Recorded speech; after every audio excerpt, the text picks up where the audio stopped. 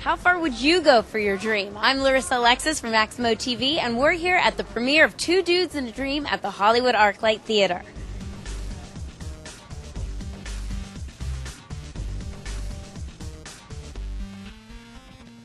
Basically, it's two guys coming into Hollywood to make it, you know. One of them wants to be an actor, one of them wants to be a supermodel.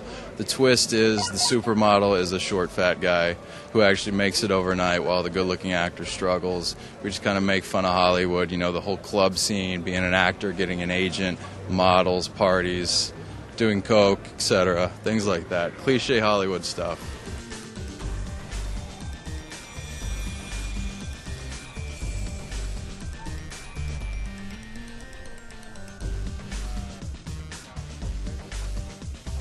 What was the experience of doing this movie? We sat around all day to shoot for 5 minutes, pretty much like everything else in Hollywood. Sure. Yeah. Hurry up and wait.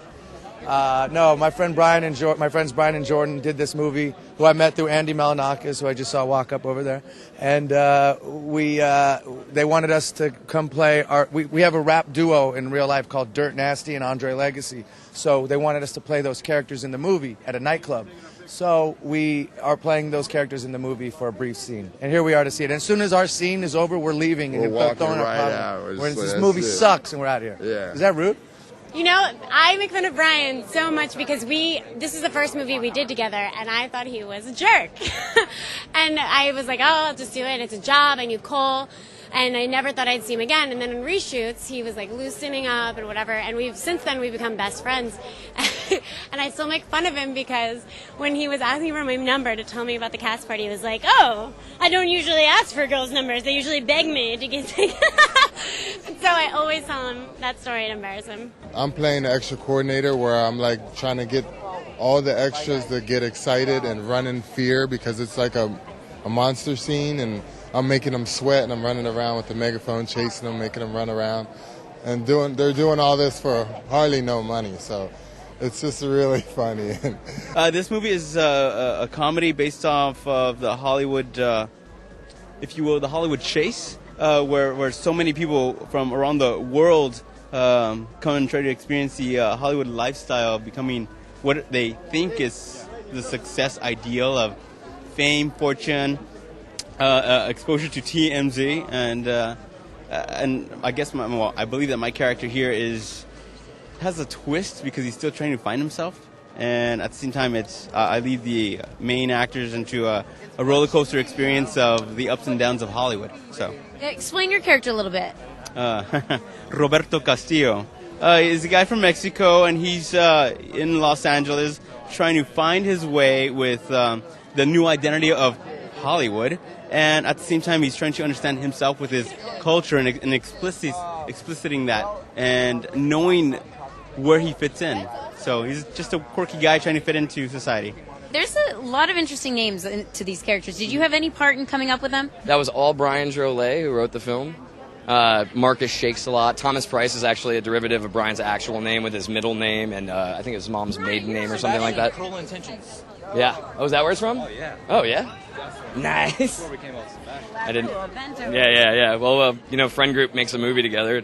It's definitely collaborative. Well, that's a question I've asked a few people on the carpet. Everybody's talking about how everyone was good friends. Yeah. Did that help or hinder the making of the movie? It was a rocky ride. I mean, like, if anything's going to tear a friendship apart, it's making a movie, and it didn't. So here we are, a big happy family. But it was interesting. Like, we decided that we're going to shoot this thing really cheap, and we started at a guest house, so the house I was renting. We started doing pre-production in the guest house, and 3 weeks later we were shooting. And then we shot a bunch of principal photography and got all of our friends to come in and do favors. Actors did it for really cheap. They were big actors, and donated locations, donated wardrobe, and it just all came together beautifully. I'm playing Donald Letchworth III in this fantastic film. So your character is the bad guy. Yeah, I'm like the sidekick to the bad guy. I'm Jordan Eubanks' right-hand man. You take part in this film in two different ways. You do producing and you're in it. Explain, did you prefer one over the other? I wanted to do both, to be honest. It was done through all my friends, and I was like, props for you guys getting everything done, and I'll support you. So, it was fun because I just had a tiny part that I thought, what the hell, I'll just try it, and then executive producing. I knew it would come together. It's been a long journey, but 2 years later we're done. There's a little bit of nudity. You'll see a little topless nudity in this movie, Two Dudes in a Dream, and then yes, there's a little TNA in a movie I have coming out called Extreme Movie with Frankie Muniz and Michael Cera. Yeah, and then you'll see a little bit more nudity in Zane Sex Chronicles. So I have been doing a little bit of nudity. Doesn't mean that I can only do that. I can definitely do things besides nudity, but it's been working for me. Nathan being a director who I've worked with as an actor before, I know how he works, and I kind of get his language. So when he says stuff like, pretend you just sniffed a bunch of glue, that was his direction for I believe, one of the scenes in this movie, and you kind of know what to do with it. It's like because you get each other, it's like, I know what he wants. That's so weird that a director just told me, you just sniffed some glue. Perfect. Got it. I'm in.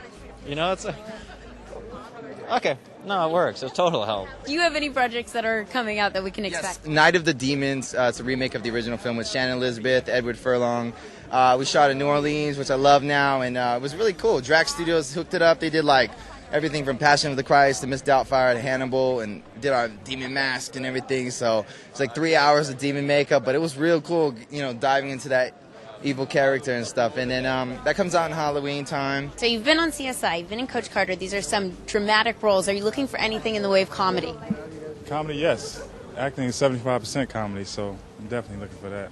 What do you think about reality TV and how it's changed the face of the entertainment industry? I'm not a fan.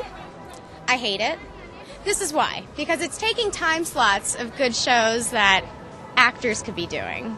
So, even though I'm friends with them, it's kind of sad because, that half-hour time slot could be a great sitcom, and instead it's someone chasing a bachelor or whatever.